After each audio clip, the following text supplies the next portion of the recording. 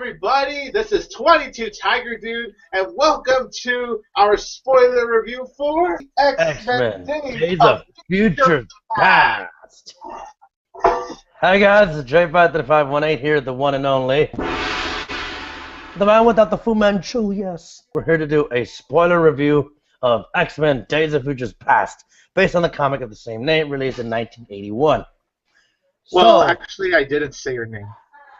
It's alright. We're gonna really spoiler it up. So if you guys haven't seen the movie yet, check out my spoiler-free review on this channel. Check out J5 spoiler-free review on his channel. I'll leave a link to both in the description below. First of all, I do want to mention in the beginning how the movie starts off with the Sentinels fighting against Kitty and Iceman, Colossus, Blink, Bishop, and Hotspot. That was a really cool action scene right there. I really like how things were getting all twisty and turny from there. How much the Sentinels are just basically affecting the future. That was just a really interesting thing to me. I just love that whole opening sequence. I agree with Tiger Dude, but like I said, that's how the comic kind of started out in the original comic. It started with X-Men and humans being enslaved by the Sentinels, created by Trask, played by Peter Dinklage of Game of Thrones. But I like the way he said that it's very twisted, very dark. It's very gritty, very Terminator-esque, if you know what I mean. Yeah, it's true.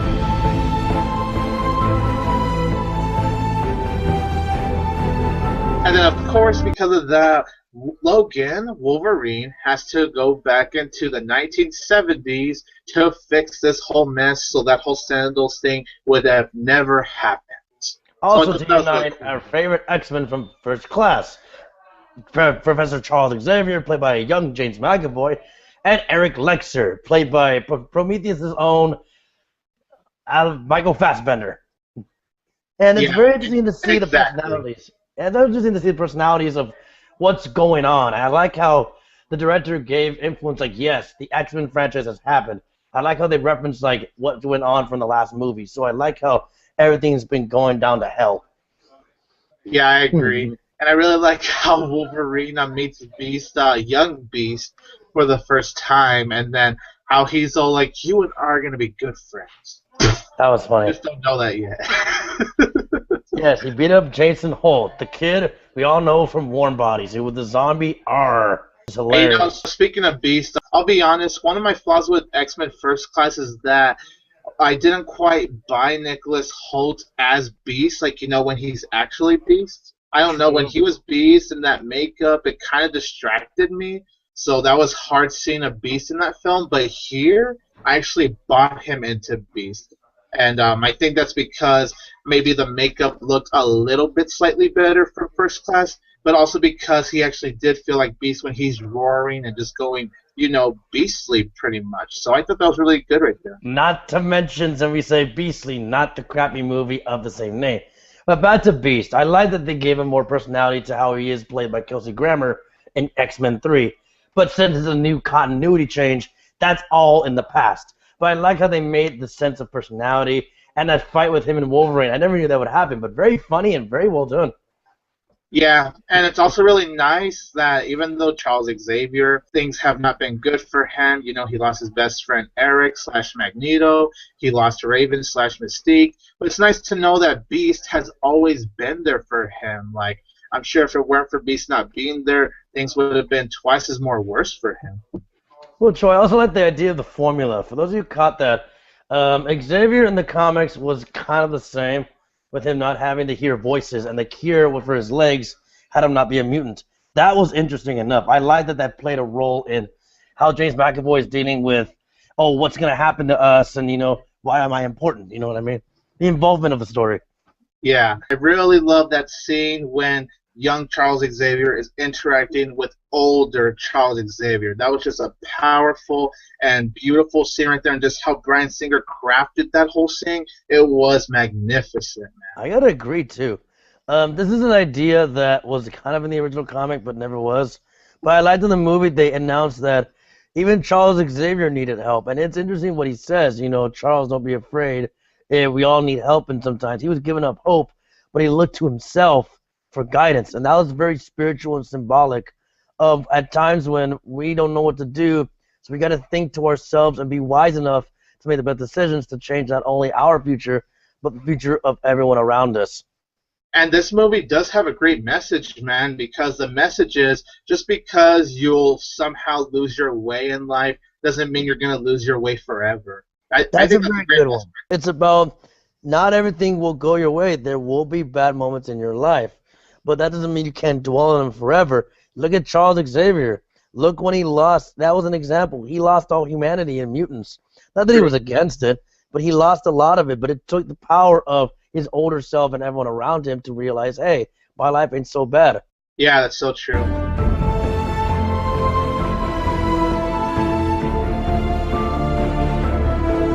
And then we also, dude, we just have to talk about Quicksilver.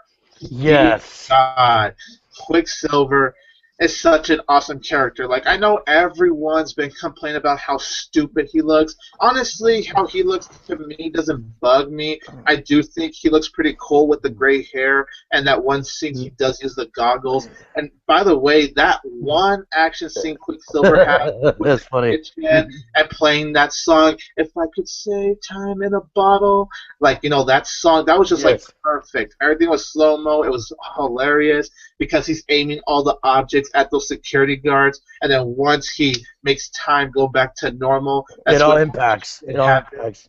Yeah, I like that he's like Deadpool. He's kind of like he knows what's going on, but he likes to have fun with it. I wanted more Quicksilver because after that scene, you don't see him anymore.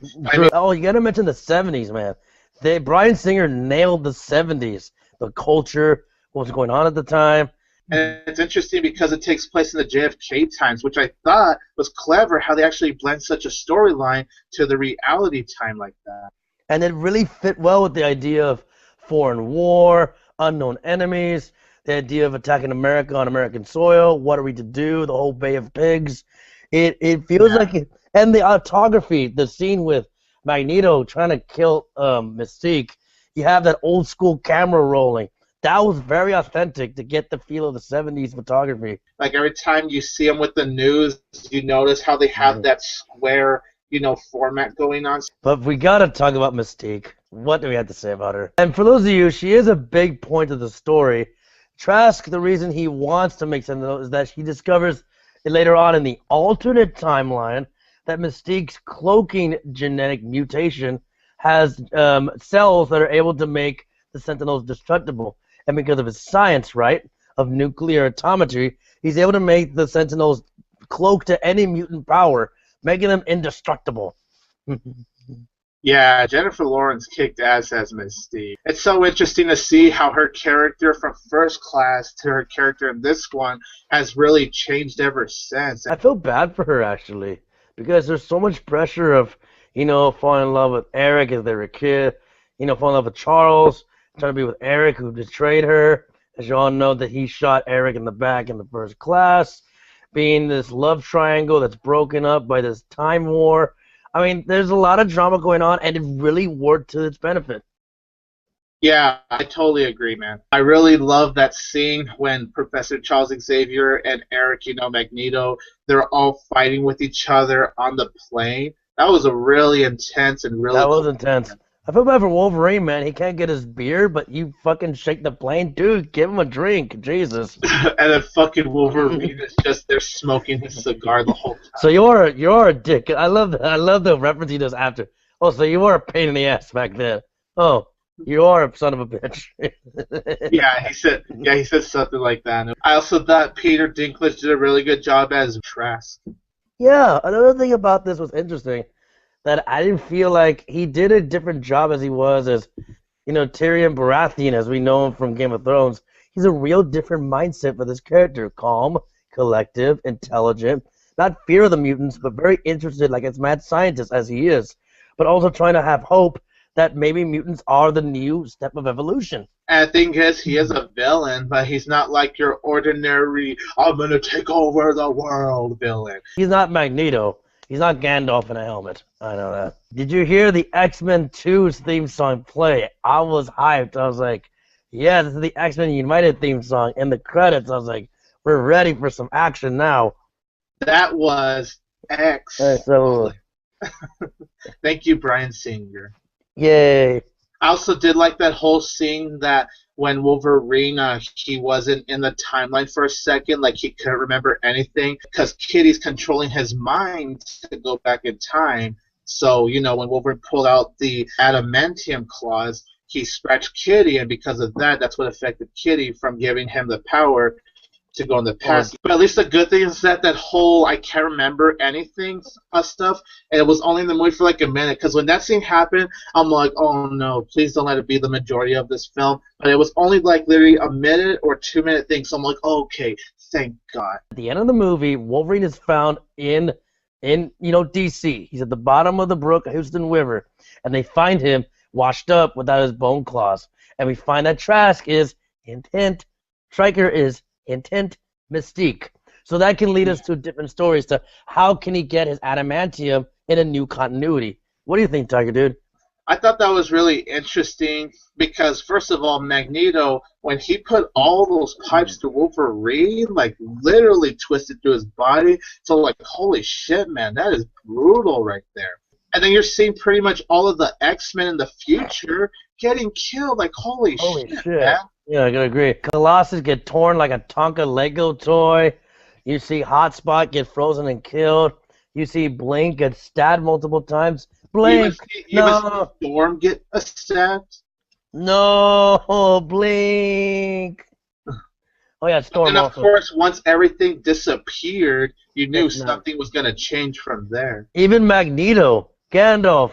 Why? I love when Wolverine wakes up, you saw Rogue, you saw Storm, you saw Kitty, but then you see the X-Men that have died in the past. Apparently this movie said Beast died, but we never did get to see Beast died, so that was one of the things that made me go, okay, that's a little bit of a continuity issue right there. But I mean, we see Beast again. Hi, Kelsey Grammer again.